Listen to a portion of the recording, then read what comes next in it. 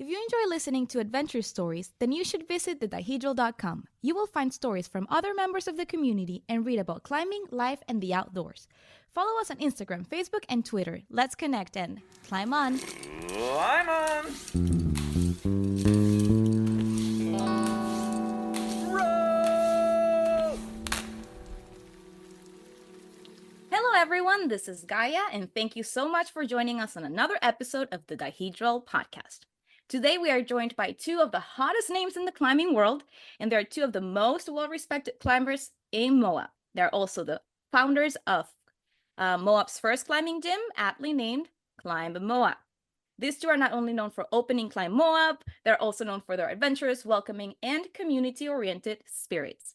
They are two of the coolest women we could imagine having on the show, and we're so lucky to welcome the founders of Climb Moab, Kaya, Lindsay, and Britt, Zale. Welcome.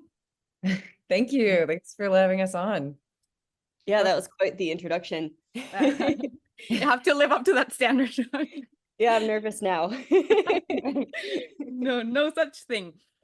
So thank you, both of you, for joining us today. I know that you are busy, like hectic schedule. So thank you for opening some time for us.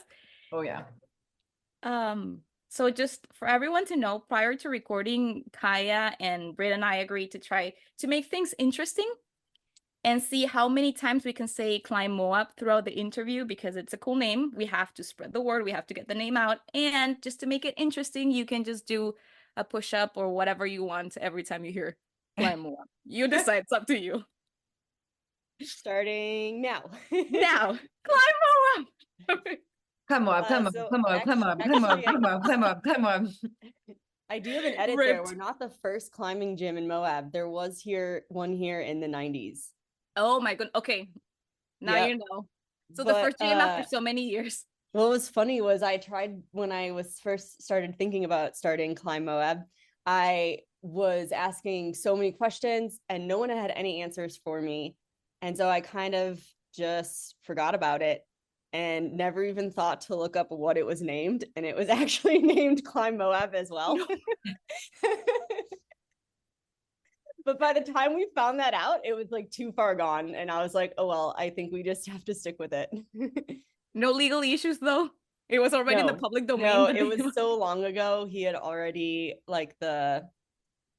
everything had already expired. He'd never renewed any of the language that was used. So I wonder if people think that this is like Climb Moab reopening after so many years or no. We have had a couple people who climbed at the original gym be interested in do you know the history? And someone sent me a sticker that was from the original Climb Moab and that kind of stuff. So there is some people remember, which I think is really cool. That's so awesome. Okay, so now we know that there was a Climb Moab in the 90s. Now there's one in 2024. So how did it come to be? Where did you get the inspiration from to start this gym? Well, Britt is the progenitor of this project, and I'll let her take that away. Sure. I mean, it was really simple in that I wanted to live in Moab and I wanted to live somewhere with a climbing gym. So at one point, I didn't really have a professional life here, and I was looking for something that I could dedicate that time to while living in Moab, and thought, well, might as well be me. If you want something, if you want a gym, sometimes you've got to build it yourself. So I just started doing a little bit of research and talk and sent out a survey, and just realized this would be a really awesome project to dedicate, hopefully not my life to, because hopefully I'll have a life outside of this at one point, but my professional life while living in Moab. Wow. Okay, so how long has the process been? Since you started putting the surveys out and up to today? I think it was early 2021. Oh, okay. So 3 years basically, right? Because you recently opened? Yes, it started off, I definitely had a couple of big plans fall through. And then I actually last year built a house here. There's like a really awesome housing program in Moab. And I remember starting off the year feeling really inspired and then being like, I just can't do both of these things at once. So I kind of stepped back a little bit from the gym to build a house over a year, and then jumped back into it when Kaya reached out, which was really only like a year ago, saying that she was interested. So for Kaya, it's really been like a whirlwind of a year. Yeah. I think I reached out like December 2022, and I was like, hey, like I don't know what your thoughts are with the gym, but like I kind of have come to my own realization that like I really want to be in Moab long term, and I want like a career here, and I want to like create some kind of community and like do something with my life that isn't just taking photos and writing. Like I want to have like impact on this community. And Britt was kind of like, okay, like we'll talk about it. And like I think that at the time she was kind of like, not that she wasn't interested in working with me, but she was just like, I don't know this person super well. Like, I don't want to just be like, sure, let's jump on the bandwagon. So we were still even like feeling each other out to be like, oh, are we doing this? And then I found out about a warehouse that was available. Someone that I work with had tipped me off and was like, oh yeah, there's this like unit in the business park that's available. And I fully went into this being like, this is going to be our first thing. We'll just look at it, but it's not the forever home. Like for sure, this is just part of the process of like, you look at a building and then you're like, yeah, maybe not. This isn't really right. And then it kind of just happened very quickly after that we were like, oh no, this is the space. We're going to buy this. Now we need to find an investor. Wow. Okay, so I have a couple of questions now. Like you were talking and I was thinking, so you said you didn't know each other that well beforehand, right? Correct. Yeah. Okay, so what made you, Britt, say like, okay, this is my partner, like we're gonna go for it? Well, like Kaya said, I mean, business partnership is like a marriage. So I definitely was like, you almost have to like date, like get to know each other. And I know that a lot of business partnerships fail because they are like rooted in like really deep emotional friendships. So I didn't think that it was like a bad thing that we weren't super great friends. But I guess one thing that I really respect in people is like people who like do what they're going to say, what they say they're going to do. And like just, being in adjacent to each other in the community, I always like knew Kaya as someone who like did things and made things happen. So I've always really like respected her. And when we were both talking about why we wanted to start a gym, we both came from like a very, very similar place of like people who loved Moab, loved this community. But we're also women in like our early 30s who are like, I want to do something while I'm here. And like wanting to make an impact on the community and wanting to like really create something with our professional lives. And we were like very, very much aligned on that. So I was like, yeah, why not? Let's jump in this together and see if we can make this work. That's so cool because it sounds like you had an early, like a midlife crisis, but you made something productive out of it. That's definitely how it felt from my end. I think I had just turned 30 and I was kind of like, what am I doing? What's life? I'm gonna die. What is life? What does it all mean? And I was kind of like, well, I could keep doing the same thing that I've been doing for the last 10 years, which is traveling around, climbing, writing, and taking photos. And I was kind of like, that's not really serving me anymore. And it's not really like where I want, like, it has brought me a lot of joy, but I kind of felt like I was growing out of it. And so seeing Britt take that mantle of like, she was like, yeah, I'm doing this thing. I'm making a climbing gym happen. I was like, I actually was a little bit nervous to ask you, Britt, when I was like, do you want a business partner? Because that was very much like, she could just say no. Just be like, I don't want to work with you. which like I was like, that's a very real possibility. And I was like, I don't know what I'm gonna do if she says no. Like I was like, I can't really start this climbing gym. Like I was like, I want a climbing gym, and I can't really just be like, I'm gonna do it, even though Britt is also trying to do it. Like that would just not work. So I was We like, would have had like nope. racing next to each other. Yeah, like it would be, It open it would first. not have gotten done. So I was really pleased when we were talking about it, and you were like, yeah, I think we can make this work. That's so awesome. That's so cool.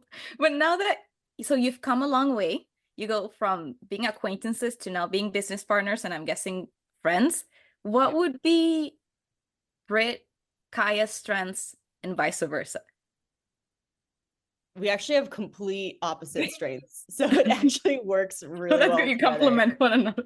Yeah, it's pretty funny.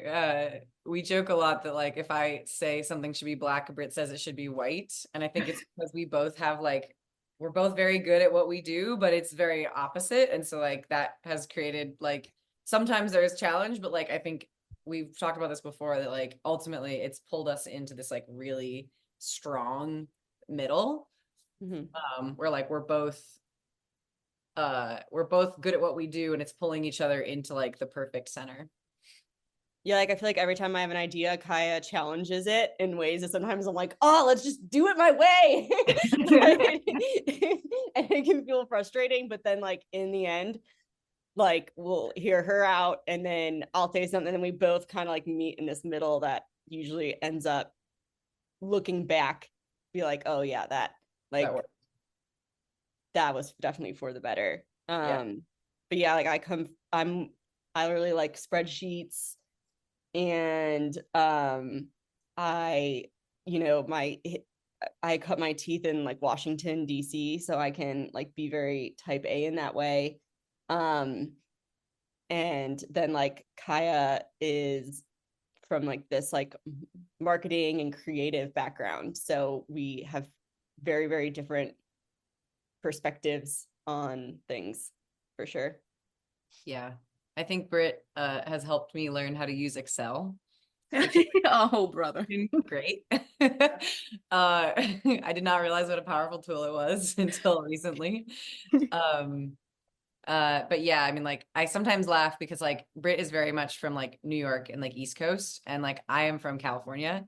And I think that like all the stereotypes about people from California and people from New York like are okay, like stereotypes are stereotypes for a reason. Like I think that we can like laugh at it and be like, yeah, like I'm definitely like like hippie, like, oh yeah, let's just chill and see what happens. Let's just like let's feel it out, guys. Like, I don't know, like we'll make it work. And then Britt's like, no, we need to plan this and we need to make sure that this is ready and this is ready. And I'm like, just take your time. Like, so I think that is quite funny.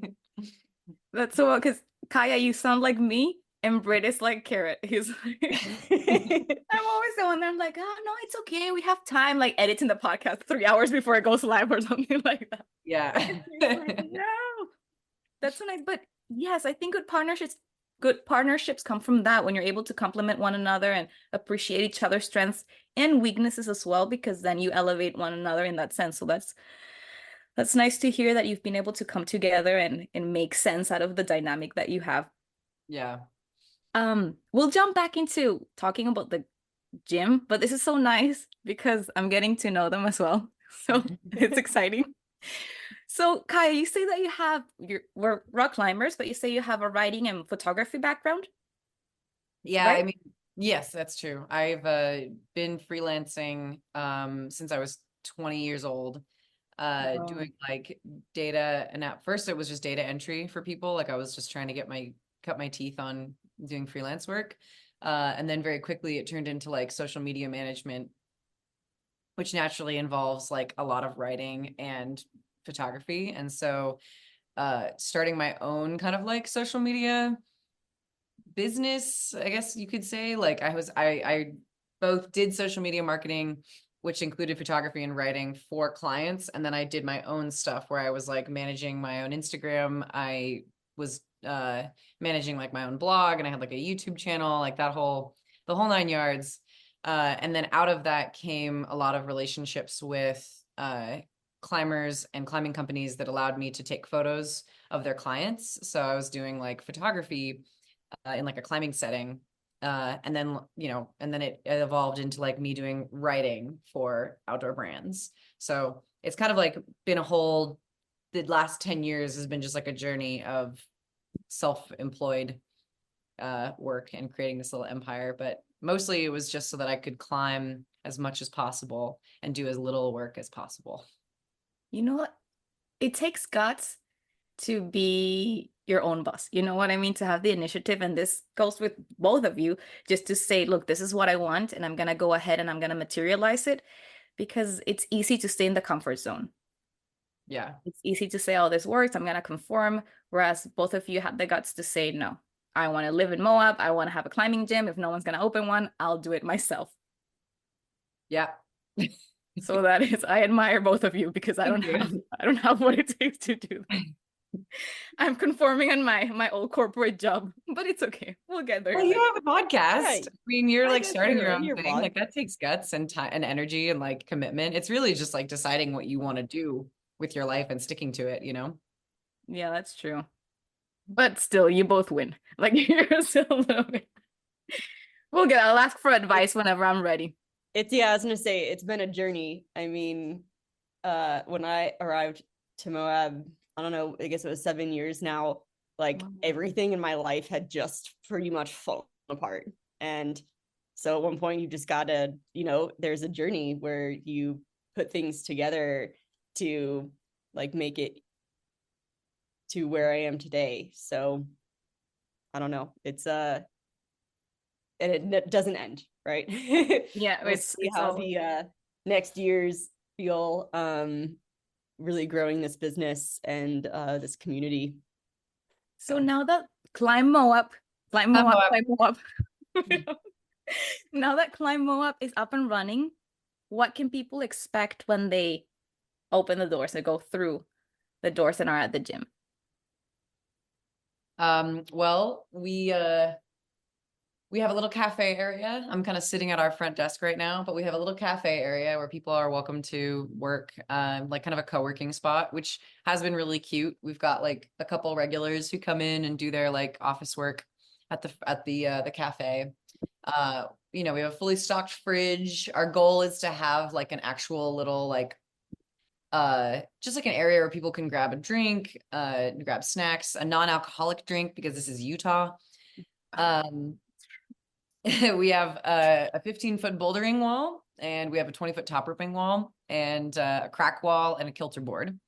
We also have a fitness loft. So above me right now is our Olympic weight rack and our free weights. We have a bunch of pull-up bars. We're getting our hangboard station installed tomorrow, I believe. And then we also have ordered a tread wall, which if people don't know what that is, it's basically a treadmill, but for rock climbing. So you can just climb for 30 minutes, just for an hour straight. Like you just keep climbing. We also have this beautiful garage door at the very end of our unit, so that when it's nice out, we can open that. So you can you're climbing inside, but it feels like you're climbing outside. What? Yeah. It's really crazy. It is, well, now it's February, but we just had like one of the nicest Januaries that I feel like Moab's ever had. We actually were able to like open up the door the last couple of days and just like have a bunch of fresh air in the gym, which will be really fun come spring and fall when it's really nice out. Mm-hmm. Wow, that's so cool. And then you're kind of like fusing outdoor climbing with indoor climbing in a sense. I mean, I don't think that was the intention when we did that, but it has a really nice side effect of like, oh wow, the door's open, like it's fresh air, like we're outside, we're pulling on plastic, like that's nice. There's something going on here. That's so nice.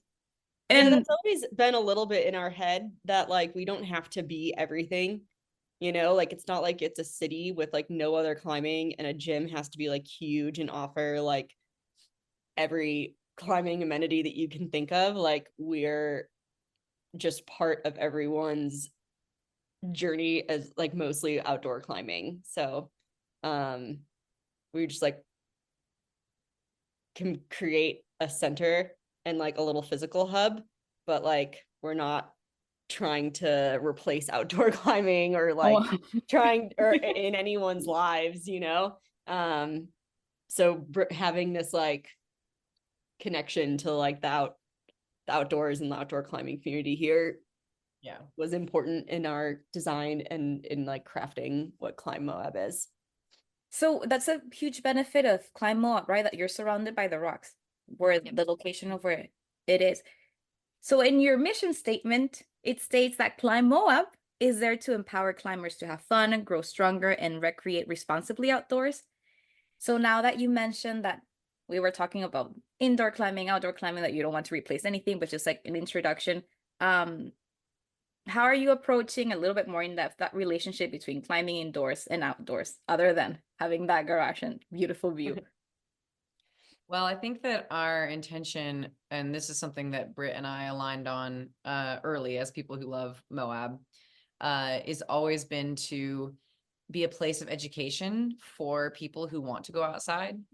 And we are currently trying to work with some of the local advocacy organizations to get literature in the gym about like, some of the biggest issues in Moab for outdoor rock climbing. I mean, there's a lot, but don't climb on wet sandstone because it damages the climbs.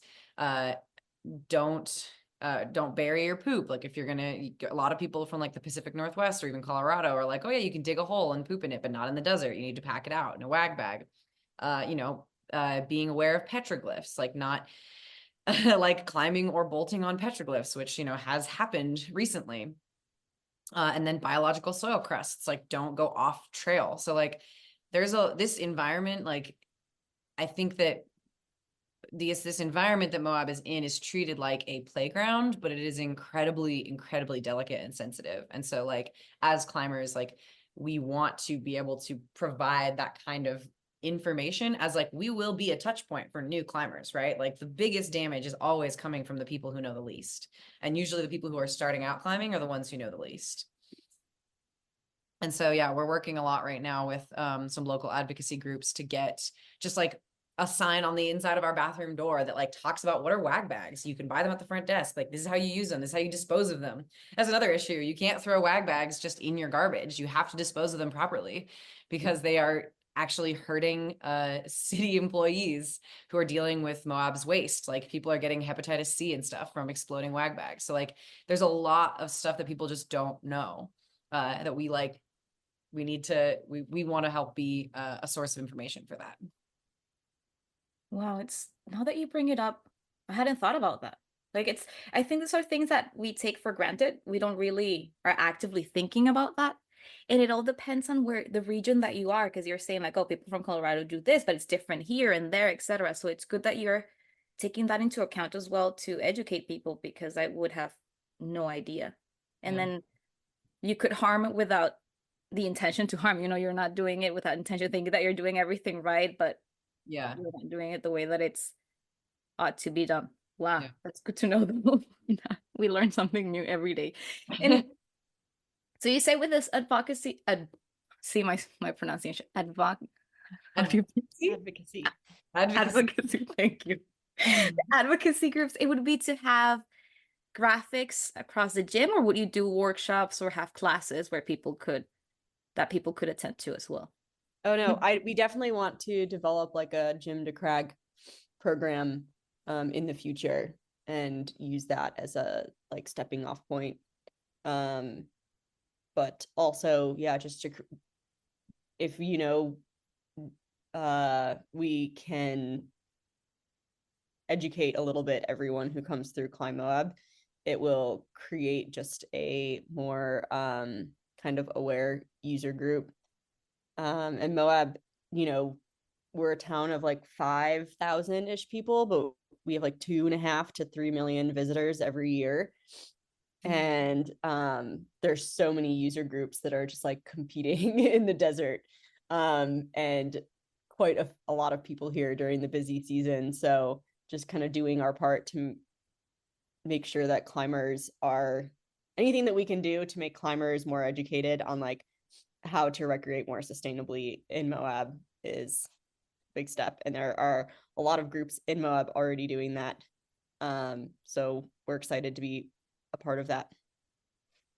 That is so nice. Yeah, just to take care of the place that you love, Yeah. that you're visiting too. Show respect. I think it comes with respect and love. I think that's a beautiful part about nature as well. When you start interacting with it, you learn to love and respect in a different way because a lot of that interacting with nature comes from that as well. Yeah. And you mentioned so you have so many visitors during high season. I'm guessing tourists and people that go to Moab. Yeah, we Correct. have two national parks nearby, Yeah. Arches National Park and Canyonlands National Park. So that brings in quite a lot of tourism. There's also like the off-road community. Um, um, I mean, man, there's so many different sports, mountain bikers, canyoneering, climbing, and so there's a lot of Big outdoor culture. yes. That's so cool. So with all these people that are being exposed to all the different outdoor recreational activities, do you have any plan or intention to bring newcomers into it or make them feel like they're part of the process as well? Because like with tight-knit communities, sometimes newcomers can feel like outsiders. So is there anything in particular that you think could help newcomers bring them into the fold, or just let organic connections and relationships flow? Like what would be the best way to go about that?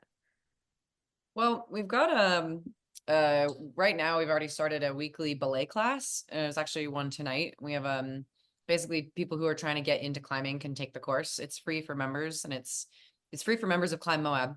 And it is $30 to $35 for people who are not members of Climb Moab. And so like that's just one of our touch points. I think that like one of the things we're really excited about, and Britt and I, is that we have the possibility to partner with a local kids group who does after school care, which is it's like free for parents to get their kids into it. And there's like it's not like I think oh no, is it the lottery system? Or it's If just sign up? it's a sign up system, but if like it's a club based after school program. So if any of the clubs get really popular, then they turn it into kind of a lottery. Um, Yeah. So for it. basically, kids of all ages, we can get them into the gym for a couple hours. And it's like this one program, it's called Beacon, is going to like, they'll pick the kids up, they'll bring the kids to the gym. Like it's totally free. There's no barrier to entry. Like they rent them shoes and harnesses. And then we like provide them with a space. And we can like, for little kids, we're not going to teach them how to belay because you can't belay at that age. But, once they get a little older, like we provide them with belay lessons and like talk to them about techniques. And then for people who aren't children, we've been talking with a bunch of like different affinity groups who want to have like meetups and stuff. So like the Salt Lake, oh, I never remember their acronym, but it's a SLAC, Salt Lake Alliance of Queer Climbers, I think is there an acronym, but they reached out to us and they want to have like a meetup here to like get people like in an affinity group to come to the gym. And we've already had like a local group that says like a women's climbing group. They wanted to have like a meetup here. And so like we're trying to make it an inviting space for people to like already have established community and patterns and then just to like come to the gym. Cause like I know that showing up at a gym, it can feel intimidating. Like people do get really tight knit really quickly and like the patterns develop. And that can feel like very overwhelming to new people. So we're hoping to have a lot of touch points in that way. And then just generally, like, I think we are hoping to have like movement classes. So like, and not like movement like dance, like movement like, oh, like I've never climbed before. I'm going to take this like climbing movement course that's going to teach me how to like keep my arms straight and, like remember to like move your hips and like press with your feet, like that kind of stuff. So I mean, I think that's we're doing at this stage. I mean, we just opened, but like these are all of our intentions. Also, climbing in Moab is like I effectively learned to climb here, but it is not like a very beginner friendly place to climb. Yeah. Just because it is all outdoors. There's not a lot of places to set up top ropes. Like you kind of have to start leading or have someone lead. A lot of it is on gear. So I'm hoping just by having a space where it's like, oh, I want to learn how to climb, like I can just, I can go to the gym and get an introduction that way versus you know, having to find someone to take you climbing outdoors, which I've heard so many horror stories living in Moab surrounding that. So I'm just really excited to have this space open. Yeah. And I will say, if anyone thinks like, oh, I can't, you know, if I go to the gym, everyone's going to see that I'm such a bad climber. Every single person who's come into the gym so far, just because Moab hasn't had a gym, is like leaving and they're like, oh my God, I'm so weak. I can't, I'm pumped after 15 minutes. We're like all in the same boat where like everyone right now is getting in shape together in the gym. That is so nice. So if you don't want to be left out, make sure to join Climb Moab now so you're in the crew of getting in shape together. Exactly. Or if you don't want to be one of those horror stories of climbing, learning how to climb outdoors, make I sure to go to cannot tell Climb you Moab. how many people I know who like wanted to learn how to climb and just like used Tinder to find climbing partners, which is just like so terrifying. They climbed something else, maybe. You just don't know this person. You don't know what like, Wow. and you don't know anything, so you don't know if like they're safe or like you can. It's, you know, as a beginner, you can't watch someone who you think is more experienced than you and know if they're doing anything wrong or anything unsafe. But that's a very popular way to find climbing partners. On Tinder, and it's, I mean, I've never used Tinder. I don't know if either of you have, but I've heard that Tinder has a reputation of just being for hookups. Like people tend to be on Tinder to hook up. I don't know. You tell me what you've heard.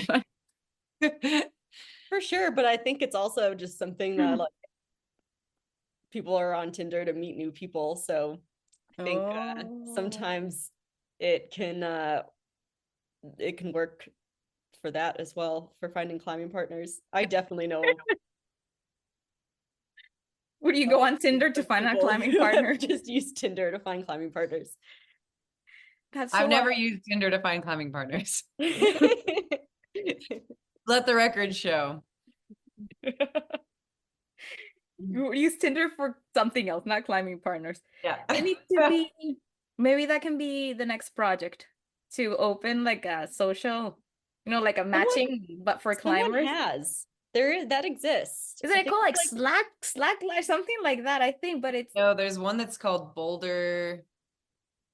Oh God. Yeah, it's a dating app for climbers, basically. So it's like supposed to be, okay. and oh God, what is it called? Boulder. Isn't it Belay Me? I think I downloaded it at one point, but it was still in its really early stages. You can find love and a belayer and a climbing partner. Turn one. Belay Me. No, I don't think that's it. It's something like that though, but I know I swear it exists. But Boulder. We can Date a climber. What's it called? Called Boulder. Date a climber. Boulder, date a climber. Ooh. So this is you can download this app and it's a dating app for climbers. It seems very much like Tinder. But Climb Moab, we're promoting. Back to what's important today. Or maybe you can use Boulder Me to find a partner and go on a date at Climb Moab. It's true. I have noticed people are giving each other like phone numbers and stuff. Like we're at the front desk, so we're just sitting there. But it's very cute. I think like I'm sure there will be romance budding from climbing gym dates. You're the matchmakers. Yeah, we'll have to have a singles night soon. Yeah. That'd be, I'll go. Well, no, I'm not single. I mean, I didn't say it in that way. I'm not single, but I'll go because I think it'll be fun. Just to see people. Yeah. Not to do anything. Just now that speed climbing's in the Olympics, I think speed climbing dating can really take off. Start a new sport. The Olympic sport we've all been waiting for. You just started, you opened recently. When was it that just starting January, right? Mid-January? Yep, we opened on the 19th of February. January, 19th of January. You went through time. Sorry. Yeah. So you recently opened and now you already have all these plans of what you want to do. Is there a particular timeline for all these different things that you said? Like in first quarter, we want to do this, second quarter, where we blah, blah, blah, blah, et cetera, et cetera. I mean, I think we're trying to get our feet under us. Right now, we're working on hiring like front desk staff, and trying to just like get a schedule in place and like figure out our systems. We started the ballet class like right away because it became very obvious that like a lot of people really, really needed it. And we've already had a couple meetups. So like the meetups, I think will happen, you know, as they are able to. As far as like the courses go, I imagine that we'll start a lot of those in March. I think that both Britt and I want to have like a month of being open and like really knowing how to run this space before we add too much complexity. Yeah, we had a really big like rush to get to open. Our building was like completely empty. We had even like demoed the bathroom on November 3rd. So that it was like 2 months of Yeah. just like construction all day, every day. And quite a whirlwind. So we're both kind of just taking a deep breath and like just getting open and like seeing how we like how it looks in real time before making too many decisions. Neither Kaya nor I have ever worked at a climbing gym before. So we had we're, you know, before we plan things, we want to see like what that regular actual like rhythm feels like before like disrupting it too much. And right now, the gym is just the two of you, or do you already have employees and people helping you? We have a route setting team Okay. that's really awesome, really fun to work with. I'm really excited the way that came together. Mhm. How did it come together? Um, we had I don't know, Kaya, how do you know Chad? Sorry, I'm eating. Um, I know Chad from my time living on the road. At the time that I met him, he was living in an ambulance with my friend Ian. And the funniest part about that story is there was two grown men living in this ambulance, and both of them are over 6 feet tall.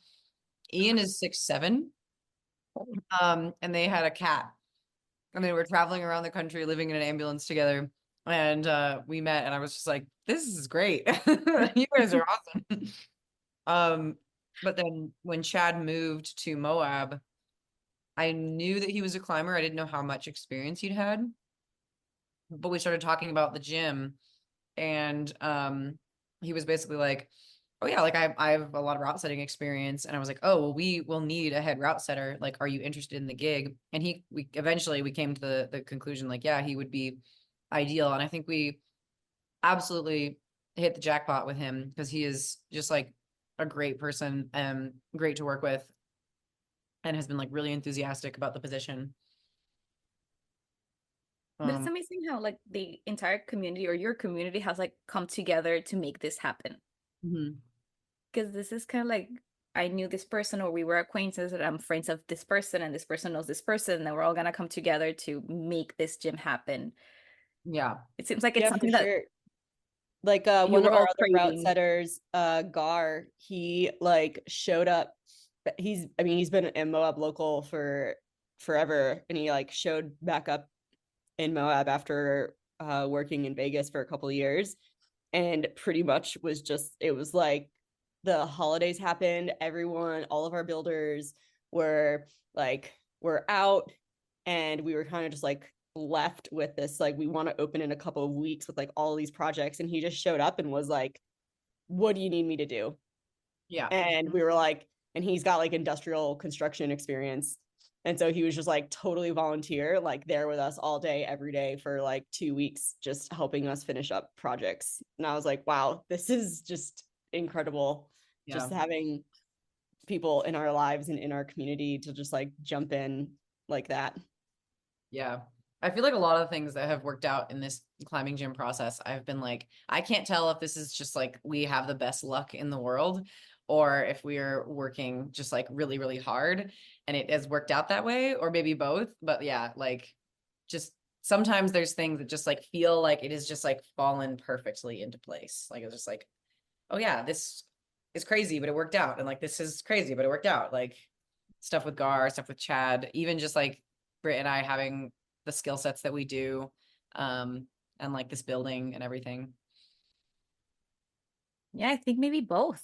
I think you have to have discipline and then a component of luck too Yeah. to make sure that I don't know. I guess with luck you can't do anything about it. Like you have it or you don't have it. But Yeah. at least like manifesting things to go the Yeah. right way. And I think you've been Britt, you were working for it for 3 years or so. Then Kaya came into place, and then you invested so much energy and put so much into it that I think that all that came together because you were disciplined to make it work. Yeah. Yeah, like we definitely I feel like in every step of the way, even if it seemed like a whirlwind, it only worked because we like had the time to like prepare beforehand, like when we first uh found the building and met our investor, like I I had like a 40-page business plan with 5-year financial projections like sitting there like ready to go. And so I guess like at the time, when you spend so much time like getting things together, you wonder like, am I ever even going to use this? Is like this going to be useful? Am I doing this for nothing? But like in the end, like the more prepared you can be, then you can take advantage of that luck and you can take advantage of like the things that fall down in front of you. Britt, what is your background? Because you said that you cut your teeth in DC. Yeah, I really wanted to go to law school, so I was working at a law firm that was really like my family. I'm still close with my old bosses. And then I decided that that wasn't something that I wanted to do anymore. And so they were like, "Well, what do you want to do?" And they're like, "Do you want to just like take over like the business side of the law firm with us?" So I learned like basically how to run a small business while I was still doing like paralegal work for like 5 years, which was just like a really invaluable experience that a lot of people aren't trusted with when you're that young. Um, so that's kind of like what I knew. I was learning how to run a small business, and I'd always kind of wanted to start a business because that's what my dad did. He started a business when he was like 25 years old and worked really hard our whole lives. And I always thought that was really inspiring and really awesome. Everything happens for a reason. Like now that we're talking about all these things, everything is coming together. Like it makes sense. It makes sense. Climb Moab made sense. You two make sense. Like everything, I think it's what it was supposed to be, what it's meant to be. I hope so. Yes, we will have to go to Climb Moab. Yeah. Question, because we're close to the end. This is something we also wrote down, so I'm going to read it to make sure that I say it perfectly. Okay. So if you'll indulge us in one more idea, I was wondering if you two might serve as ambassadors for Moab, just for 1 second. So if someone was planning their first trip there, me, for example, so asking for a friend and that friend is me, what are your recommendations? Like where to stay, best crack, best place to eat, get a drink, and finally the best gym in town. I would say that I am always really, as someone who has traveled abroad to climb, and I'm also like a base jumper, I am very surprised by how like scary it must be to come to Moab, because there's, I mean, nearby Indian Creek is just absolutely amazing, but you're out of you don't even have cell phone service. There is no water. Like there's a couple of bathrooms, and like really being prepared with kind of having all of your ducks in a row, with like you have to have all your water, food, and it can be it's hard to, I think the only people who have enough climbing gear to climb at Indian Creek are like people who live in Moab. Like nowhere else do you need like 10 to 12 of the same cam to get up a route. But one of like the coolest things is that like everyone shows up in Indian Creek without the right amount, without enough gear. And so people have to become friends. Like you are not going to be able to climb anything there unless like you walk up to someone else in the campground and ask them to go climbing with you. And that is what makes Indian Creek so beautiful to me. Okay, so don't bring anything so you can make friends when you go to Indian Creek. Noted. All right, here's what you're gonna do. Show up, but like and be like prepared, but also be prepared to like to start up conversations and partner up with other travelers. Yep. Okay, so this is my recommendation. Here's what you're gonna do. You're going to take your vehicle. It doesn't matter, any vehicle that you have. You need to lay the back seats down so that you can sleep in it. That's the most important thing. Get a 5-gallon jug for water and like a Yeti cooler so you can put some food in it. Load those things up. Drive through Moab. Keep driving until you get to 211. Turn right. Go to Creek Pasture. Stay there for 3 to 5 days. Get destroyed. Absolutely destroy your body. Your hands will be bleeding. There's muscles that are going to be sore that you will not have ever experienced as sore before. You didn't even know you had them. You're going to be happier than you've ever been in your entire life. But then you need food because you're going to die if you don't eat. Drive out of the creek. Go back to Moab. Go to the dumpster behind Village Market. Go into the dumpster. Get as much food as you can. Put it back into the vehicle. Go to Giliberto's. Get the super fries. The super fries will last you at least 3 days if you eat carefully. You can get them in a to-go container, put those in your vehicle, then go to Climb Moab, go to the gym, pay for a day pass, get a shower, do some climbing, do some stretching. And then, oh yeah, I forgot. You got to go back to Gearheads because you got to fill up your water because you're also out of water. So fill up your water first, then go to Climb Moab, take a shower, go climbing for a little bit, get some Wi-Fi done, and then drive back to Creek Pasture. And that would be my recommendation. And then on loop all day, every day. That over and over On loop and over every again. 3 to 5 days. Every 3 to 5 I don't days. know. I tent life hard. I love tents. You don't have to sit on your car. Yeah, I think I would do tent too. The only problem is if you do a tent, then you can't be there into the winter because it's so fucking cold. Or you use Tinder, get back on Tinder and find someone with a van. With a tent. That's actually with a car. That's the key. That's the key. It's Tinder time. Oh, it sounds like you've done that before, Kaya. Have you? Is that your go-to? I'll never tell. You're gonna have to do it to see if you bump into Kaya at some point in life. Yeah. Yeah, I do have a van. Good.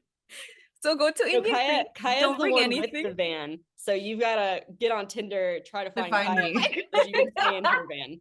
It's like, where's Waldo? Where's Kaya? Going through Tinder to see if we can find her. There are 3 other Kayas in Moab, so you have to be careful. You make sure you get the right one. The one with the van. You One have with to Kaya with a van as your profile.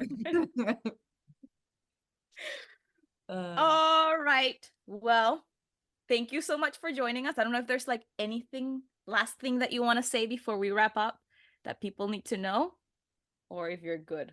I think we just have to say Climb Moab a few times just so people get their push-ups in.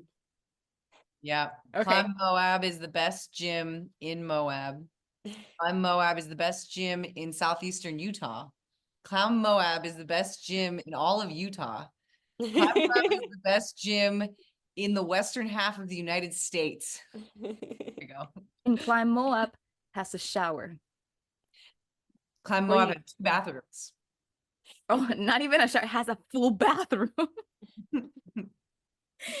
Climb Moab. Climb Moab has shoes for rent. And Climb Moab has harnesses. Climb Moab has belay devices for rent. Climb Moab has 2 climbing walls. Jump in anytime, Britt.